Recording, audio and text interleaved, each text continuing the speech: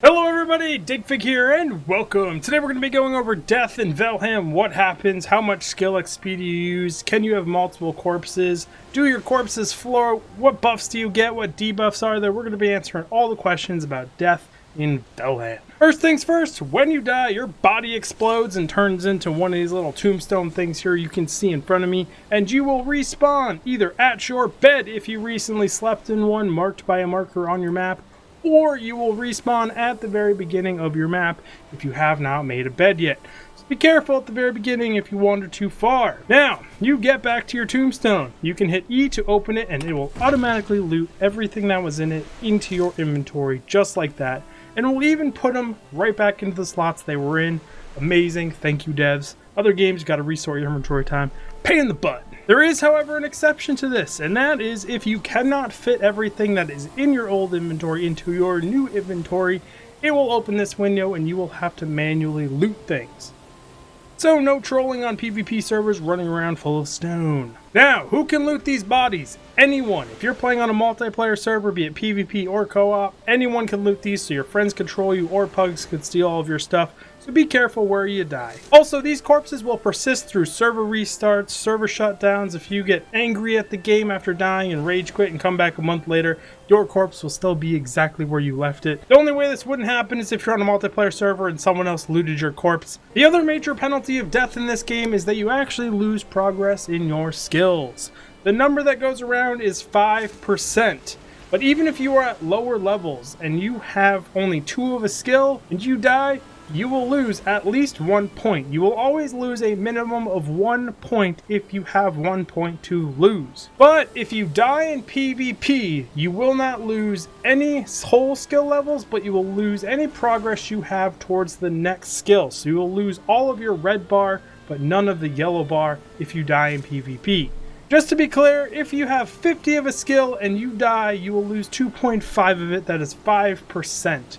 Like I said, at lower levels, you will lose a minimum of at least 1 skill point in every skill when you die. That does add up and get pretty painful after a little while, but fortunately, when you die, you get a skill buff called No Skill Drain. If you die, you won't lose any skill points. This lasts 600 seconds, so you have 600 seconds to get back to your corpse as a naked runner and not worrying about death. Thank you, devs, for not trolling us into just getting like insta-killed by like a troll or a goblin or something every time you're running out to your corpse naked. Really, really nice of them to do that for us. Now, once you get to your corpse and loot your body, you actually get a 50-second buff. That is called Corpse Run. You can run longer and take significantly less damage from physical attacks. Negative 75% stamina usage when jumping.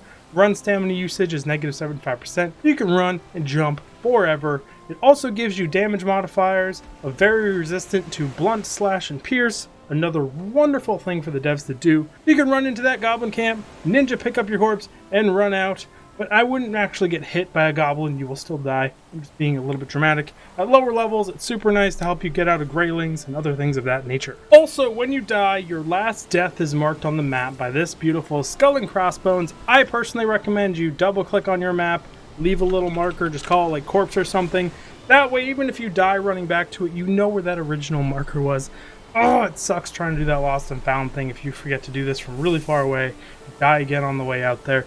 This just saves you all that heartache. Now, if you die in the water, does your corpse float? Float. Yes, it does. As you guys can see here, the devs even put a little buoy thing of wood strapped to it.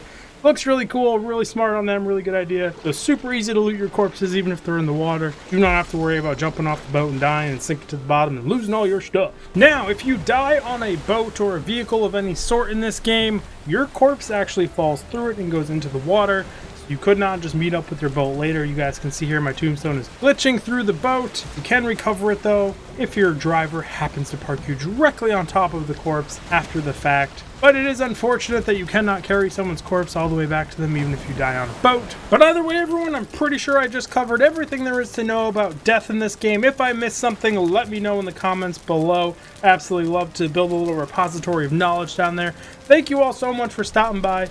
Do all the YouTube stuff. You guys already know what it is. Everyone screams it at your face. And I will see all of you in the next video. Digfig out! You know, after I record these, I sit here going, gosh, I hope I got it. Did I forget something? Probably did forget. I never know. Also, my camera's color correction has me being pink right now. It happens.